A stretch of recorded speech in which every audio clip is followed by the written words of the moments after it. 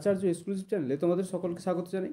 আজকে আলোচনা করব ক্লাস 10-এর পর্ষদের টেস্ট পেপার থেকে জিওগ্রাফির পেজ নম্বর 214 সমস্ত 2 নম্বরের প্রশ্নের উত্তরগুলো নিয়ে আলোচনা করব। আর এই ভিডিওতে কিন্তু তোমাদের জন্য থাকছে পুরো 3টে সেট, 214, 217 এবং 220 নম্বর যে পেজটা আছে তার কিন্তু সম্পূর্ণ ভিডিও থাকছে 2 নম্বরে। চলো শুরু করা যাক। আর বিজয় সরকার বলে একজন বলেছিল যে স্যার 2 নম্বর যে কোশ্চেনগুলো আছে সেগুলো আরও দিলে ভালো হয়। 7টা সেট তো দেওয়াই আছে, আর আমি ভিডিওর শুরুতেই বলেছিলাম তোমাদের যে 8টা থেকে 10টা সেট করাবো। 7টা সেট তো করিয়ে দিয়েছি। আজকের ভিডিওতে কিন্তু পুরো 3টে সেট নিয়ে আলোচনা করবো, তাই ভিডিওটি স্কিপ না করে সম্পূর্ণ ওয়াচ করতে থাকো। আর পারলে কিন্তু অবশ্যই খাতায় নোট ডাউন করবে, কারণ খাতায় নোট ডাউন করে রাখতে তোমাদেরই পড়তে সুবিধা হবে।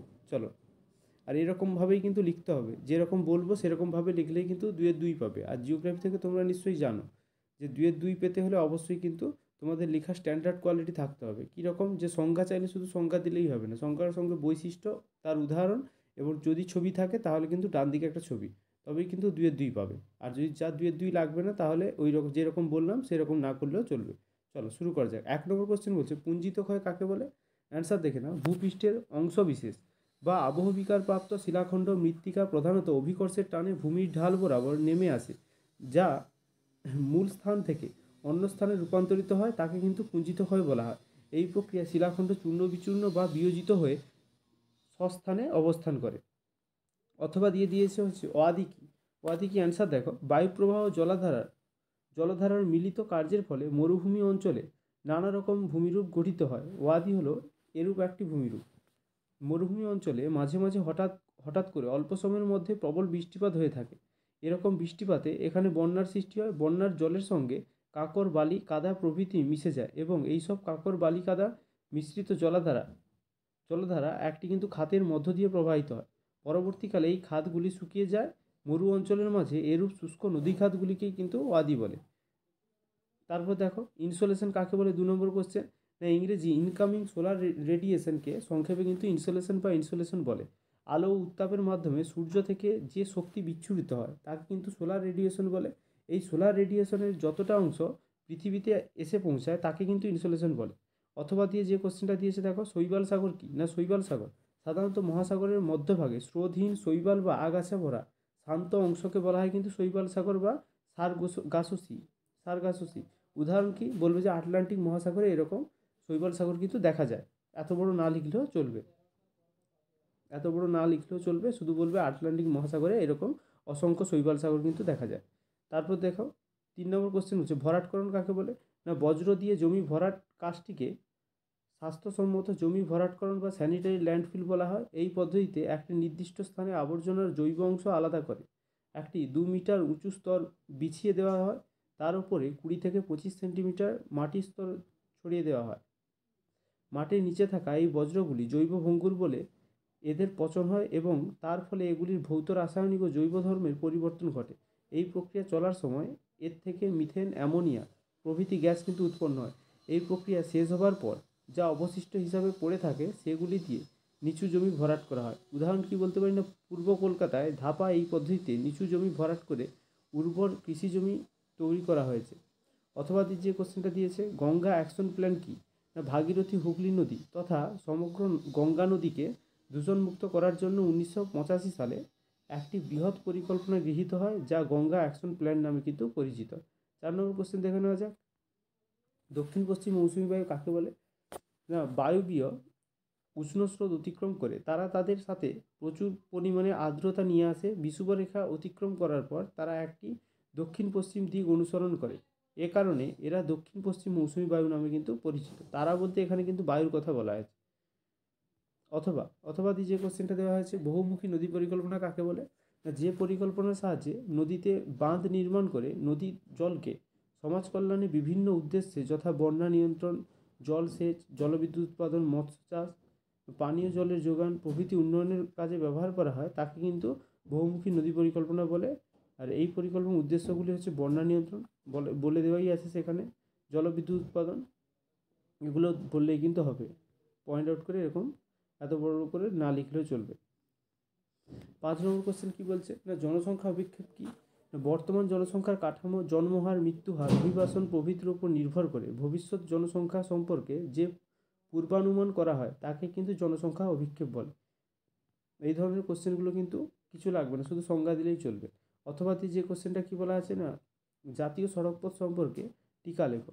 ভারতের জাতীয় সড়কপথ বলতে বোঝায় সড়ক ও স্থল পরিবহন মন্ত্রকের অধীনস্থ বড় সড়কের অন্তর্জাল। এগুলি ভারতীয় জাতীয় সড়ক কর্তৃপক্ষ বা NHAI দ্বারা কিন্তু নির্মিত ও সংরক্ষিত হয়। এছাড়াও national highway and infrastructure development corporation বা NHIDC এবং সংশ্লিষ্ট রাজ্যগুলির পাবলিক ওয়ার্ক ডিপার্টমেন্ট বা PWDO এর বরাত পেয়ে থাকেন।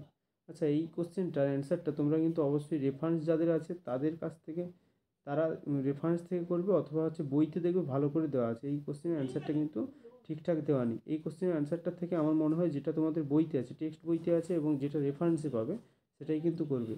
এই কোশ্চেনটা কিন্তু ঠিকঠাক অ্যান্সার নয়। চলো, এই কোশ্চেনটা স্কিপ করছি। তোমরা অবশ্যই কিন্তু তোমাদের রেফারেন্স বই এবং টেক্সট বুক দেখে নেবে, কারণ এই কোশ্চেনটা ঠিকঠাক কোশ্চেনের অ্যান্সার কিন্তু রেডি করা নেই। চলো, 6 নম্বর কোশ্চেন কী বলছে, ভূসমলয় উপগ্রহ কি, সংজ্ঞা দেখো। যে সমস্ত উপগ্রহ পৃথিবীর কোনো একটি স্থানের সাপেক্ষে আবর্তন গতির সমানতালে 24 ঘন্টা একবার পশ্চিম থেকে পূর্ব পৃথিবীর চারিদিকে ঘুরে তাদের ভূসমলয় উপগ্রহ বা জিও স্টেশনারি স্যাটেলাইট বলে। উদাহরণ কি বলতে পারি না, ভারতের ইনস্যাট, রাশিয়ার গোমস, আমেরিকা যুক্তরাষ্ট্রের নোয়া হলো কিন্তু ভূসমলয় উপগ্রহ। অথবা দিয়েছে দেখো, FCC সম্পর্কে টিকা লেখো। ফেডারেল কমিউনিকেশন কমিশন অর্থ হলো একটি স্বায়ত্তশাসিত ফেডারেল প্রশাসনিক সংস্থা যা কংগ্রেসের কাছে বৈধভাবে জবাবদিহি। 1934 সালে যোগাযোগ আইনের রেফারেন্সে প্রতিষ্ঠিত। এটি রেডিও, টিভি, তার স্যাটেলাইট এবং তারের নিযুক্ত আন্তঃরাজ্য এবং বিশ্বব্যাপী আদান প্রদান পরিচালনার জন্য কিন্তু দায়ী। এই ছিল তোমাদের 214 নম্বর পেজের সমস্ত 2 নম্বরের কোশ্চেনের অ্যান্সারগুলো। চলো 217 নম্বর পেজে চলে যাওয়া যাক। চলো 217 নম্বর পেজে কোশ্চেন দেখে নেওয়া যাক। এনসেলবার্জ কি, ইনসেলবার্জ কি, এই কোশ্চেনটা কিন্তু এবারের জন্য খুবই ইম্পর্টেন্ট কোশ্চেন। মরু অঞ্চলে কঠিন শিলা দ্বারা গঠিত কোনো অঞ্চল দীর্ঘদিন ধরে ক্ষয়প্রাপ্ত হয়ে সমতল ভূমিতে পরিণত হয় কেবলমাত্র অপেক্ষাকৃত কিন্তু কঠিন শিলাস্তর কম ক্ষয়প্রাপ্ত হলে ভূমিভাগ থেকে উঁচুতে ক্ষয়জাত পর্বত বা টিলার আকারে দাঁড়িয়ে থাকে। এদের কিন্তু ইনসেলবার্জ বলে। উদাহরণ হিসেবে কি বলতে পারি না, দক্ষিণ আফ্রিকার কালাহারি মরুভূমিতে ও অস্ট্রেলিয়ার মরুভূমি অঞ্চলে এই ধরনের কিন্তু ভূমিরূপ পরিলক্ষিত হয়। বৈশিষ্ট্য দিয়ে দেবো দুটি। ইনসেলবার্জ শুষ্ক মরু ও মরুপ্রায় জলবায়ুতে কিন্তু গড়ে ওঠে। আর 2 নম্বর হচ্ছে, এটি সাধারণত গ্রানাইট, নিচ জাতীয় আগ্নেয় ও রূপান্তরিত কঠিন শিলা দ্বারা কিন্তু গঠিত হয়। অবশ্যই ইনসেলবার্জের একটা চিত্র কিন্তু ডান দিকে দিয়ে দেবে, খাতার ডান দিকে দিয়ে দেবে। অথবা যেটা দিয়েছে দেখো, অগ্নিভবন বলতে কী বোঝো না, আবহবিকার ও ক্ষয়ীভবনের সম্মিলিত প্রভাবে ভূপৃষ্ঠস্থ শিলাস্তরের উপরিভাগের ক্ষয়ীভূত অংশ বিচ্ছিন্ন হয় এবং শিলাস্তরের অভ্যন্তরভাগ উন্মুক্ত বা নগ্ন হয়ে পড়ে। এই প্রক্রিয়াকে বলে কিন্তু অগ্নিভবন। 2 নম্বর কোশ্চেন বলছে, আপেক্ষিক আর্দ্রতা বলতে কী বোঝো না, কোনো নির্দিষ্ট তাপমাত্রায় কোনো নির্দিষ্ট আয়তনের বায়ুতে উপস্থিত জলীয় বাষ্পের ভর এবং ওই তাপমাত্রায় ওই আয়তনের বায়ুকে সম্পৃক্ত করতে প্রয়োজনীয় জলীয় বাষ্পের ভরের অনুপাতকে কিন্তু ওই স্থানের আপেক্ষিক আর্দ্রতা বলে। আর শৈবাল সাগর কি, সেটা কিন্তু আগের যেটা 214 নম্বর যেটা পেজ ছিল সেটাই কিন্তু করে দেখিয়েছি, তাই এখানে করানো নেই। চলো, কম্পোস্টিং কিনা, যে পদ্ধতিতে জৈব বর্জ্যগুলিকে আলাদা করে তাকে যন্ত্রের সাহায্যে চূর্ণ বিচূর্ণ করে ওই জৈব পদার্থ ব্যাকটেরিয়ার দ্বারা বা জীবাণুর দ্বারা পচন ঘটিয়ে হিউমাস জাতীয় পদার্থে পরিণত করা হয় তাকে কিন্তু কম্পোস্টিং বলে। এর ফলে সৃষ্ট এই হিউমাস জাতীয় পদার্থকে কম্পোস্ট বলে। প্রকারভেদ কিনা, কম্পোস্টিংকে 2 ভাগে ভাগ করা জানি, সবাত কম্পোস্টিং আর একটা অবাত কম্পোস্টিং। সবাত কম্পোস্টিং কিনা বায়ুর উপস্থিতিতে জৈব পদার্থকে ব্যাকটেরিয়া বা জীবাণু দ্বারা বিশ্লেষণ ঘটানোর প্রক্রিয়াকে সবাত কম্পোস্টিং বলে। আর অবাত কম্পোস্টিং কিনা বায়ুর অনুপস্থিতিতে জৈব পদার্থকে ব্যাকটেরিয়া বা জীবাণু দ্বারা বিশ্লেষণ ঘটানোর প্রক্রিয়াকে কিন্তু অবাত কম্পোস্টিং বলে। চলো 4 নম্বর কোশ্চেনটা দেখে নেওয়া যায়। কারেওয়া কি, সংজ্ঞা দেখো না, কাশ্মীর উপত্যকায় হ্রদের চারপাশে যে পলিমাটির স্তর সৃষ্টি হয়েছে তাকে কিন্তু স্থানীয় ভাষায় কারেওয়া বলে। উৎপত্তি কিনা, বিভিন্ন ভূতাত্ত্বিক যুগে হিমবাহ ও নদীর সঞ্চয় কার্যের ফলে কাশ্মীর উপত্যকায় এই মাটি কিন্তু সৃষ্টি হয়েছে। বৈশিষ্ট্য দেখে নেওয়া যায়। 1 নম্বর বৈশিষ্ট্য কিনা, এর উচ্চতা 100 থেকে 200 মিটার। 2 নম্বর, এই মাটি জাফরান চাষের জন্য কিন্তু বিশেষ উপযোগী। আর 3 নম্বর হচ্ছে, কারেওয়া মূলত ধাপযুক্ত ভূমিভাগ। আর অবশ্যই কিন্তু এই কোশ্চেনগুলো তোমরা কিন্তু ভালো করে দেখবে। আর একটা কথা, যেগুলোর বৈশিষ্ট্য আছে সেগুলোর বৈশিষ্ট্য দেবে, আর এবার যেগুলোর বৈশিষ্ট্য নেই শুধু সংজ্ঞাটাই আছে, সেগুলোর কী করে আবার বৈশিষ্ট্য দেবে? তাহলে সংজ্ঞাটাকে ভালো করে লিখলেই কিন্তু হবে সেক্ষেত্রে। আর যাদের বৈশিষ্ট্য আছে অবশ্যই কিন্তু বৈশিষ্ট্য দেবে, নাহলে সংজ্ঞা থেকে বৈশিষ্ট্য তো বানানো যায়, সেটা বানাবে। আর তোমরা অবশ্যই কিন্তু ডান দিকে যাদের চিত্র আছে তাদের চিত্র কিন্তু দিতে ভুলবে না। মৌসুমি বিস্ফোরণ বলতে কী বোঝো? না, জুন মাসে দক্ষিণ পশ্চিম মৌসুমি বায়ুর প্রভাবে হঠাৎ করে ভারতীয় উপমহাদেশে মুষলধারে বৃষ্টিপাত হয়ে থাকে। আকস্মিকভাবে সৃষ্ট এই ধরনের নিম্নচাপজনিত দমকা বায়ুসহ বৃষ্টিপাতকে বলা হয় মৌসুমি বিস্ফোরণ।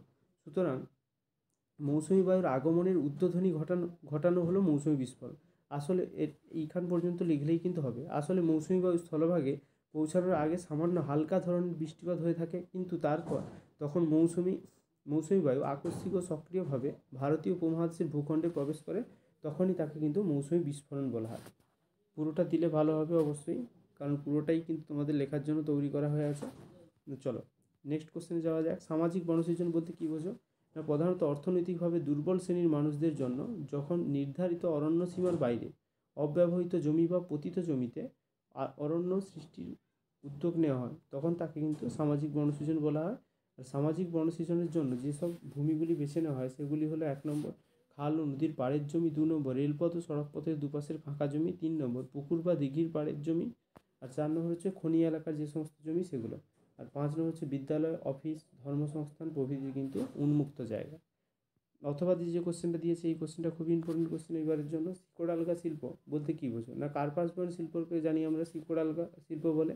না, এই শিল্পের মুখ্য কাঁচামাল হলো বিশুদ্ধ প্রকৃতি, এর পণ্য সূচকের মান 1। এই শিল্প উৎপাদক অঞ্চল ও বাজারের মধ্যবর্তী সুবিধা মতো যে কোনো জায়গায় কিন্তু গড়ে উঠতে পারে, তাই এই শিল্পকে বলা হয় শিকড় শিল্প।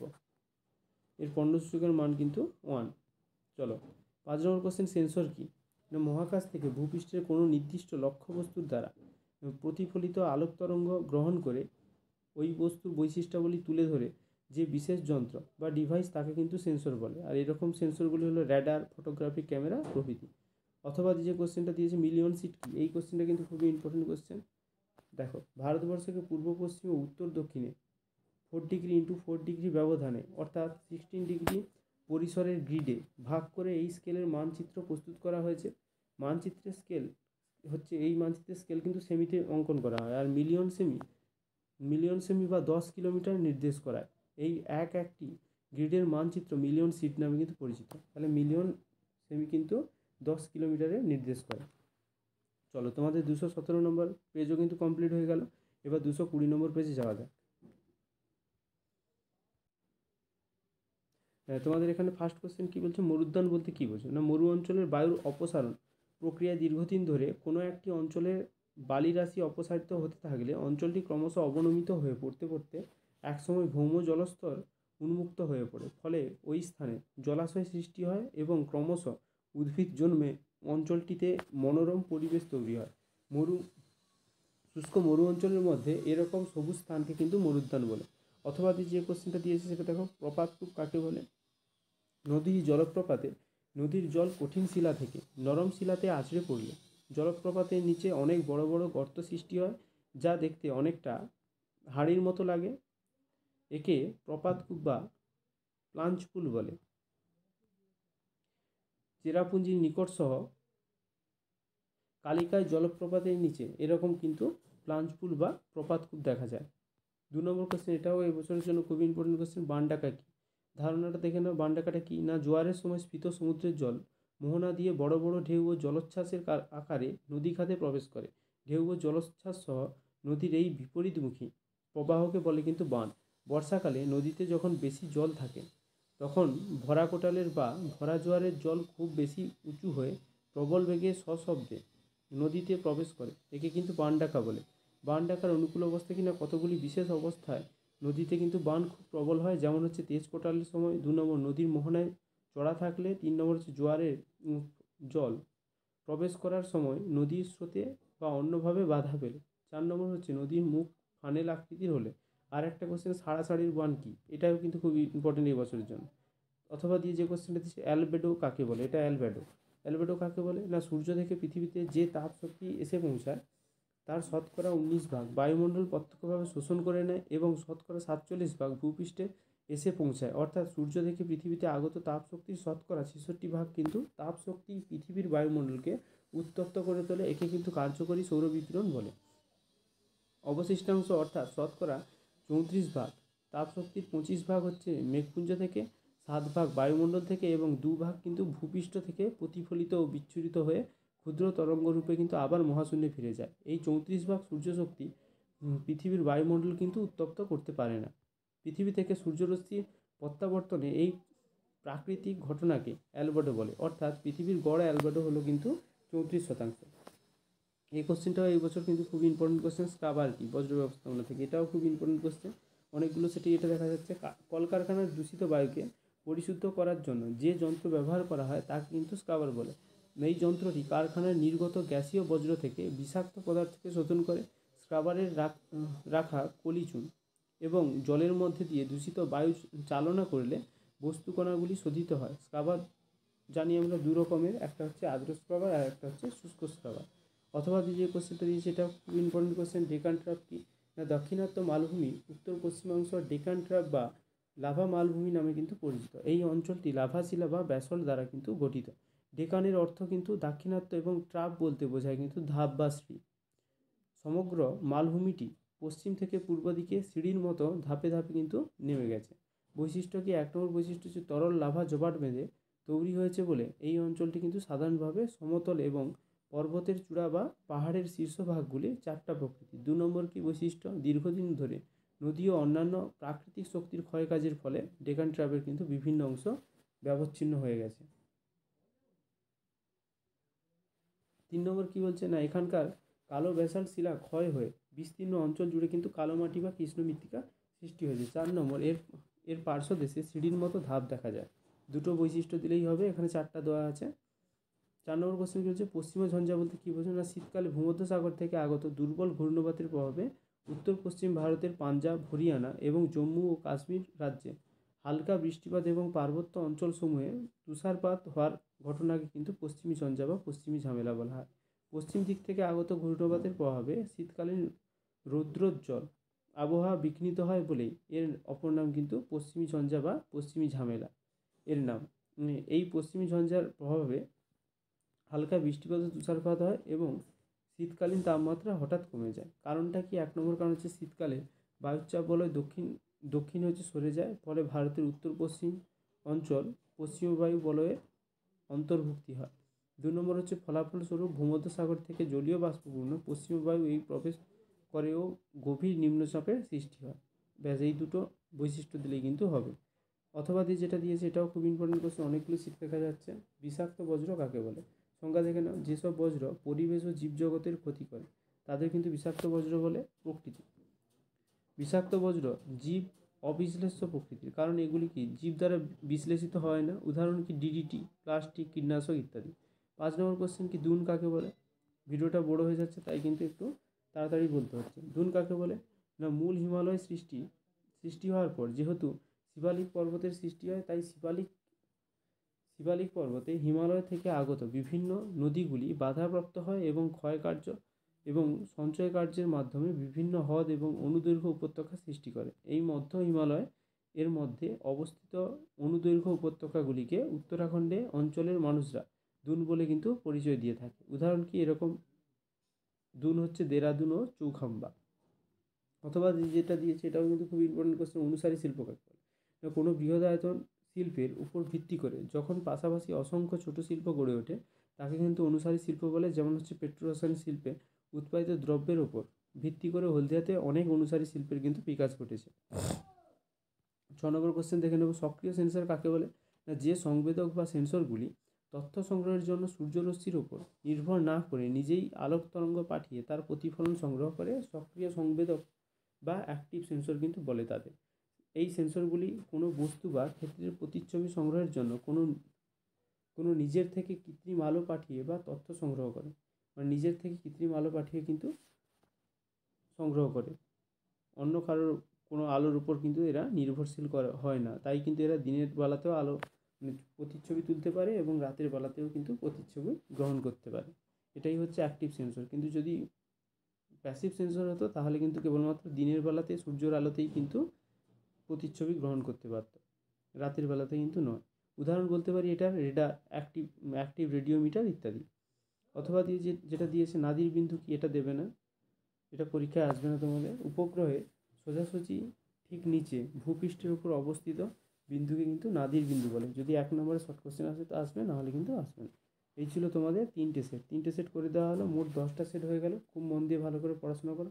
আর একটা কথা বলে রাখি, এতদিন কে কী রকম পড়েছো, কতটা করে পড়ায় টাইম দিয়েছো, সেগুলো কিন্তু কিচ্ছু ম্যাটার করে না যতক্ষণ না তুমি তোমার এক্সাম হলে তোমার বেস্টটা দিচ্ছ। এটা অবশ্যই মাথায় রাখবে। এক্সাম হলে যেই 3 ঘন্টা, ওই 3 ঘন্টা কিন্তু তোমার। আর ওই 3 ঘন্টা যেই পারফরমেন্সটা দেখাবে ওটাই কিন্তু কাউন্ট হবে। তুমি 3 ঘন্টা করে সারাদিনে 3 ঘন্টা পড়েছো, কি 6 ঘন্টা পড়েছো, কি 8 ঘন্টা পড়েছো, ওগুলো কিন্তু কিচ্ছু ম্যাটার করে না যতক্ষণ না তোমরা এক্সাম হলে যেই 3 ঘন্টা, ওই 3 ঘন্টা বেস্টটা দিচ্ছ।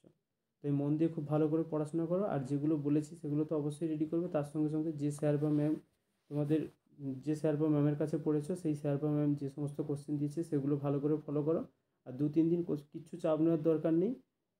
অ্যাটলিস্ট সকালে 3 ঘন্টা, বিকেলে 2 ঘন্টা, আর রাত্রে সন্ধ্যে থেকে 3 ঘন্টা দাও, তাহলেই কিন্তু ভালোভাবে রেডি হয়ে যাবে। আর যেগুলো রেডি হয়ে আছে সেগুলো অবশ্যই কিন্তু বারবার রিভাইজ করো।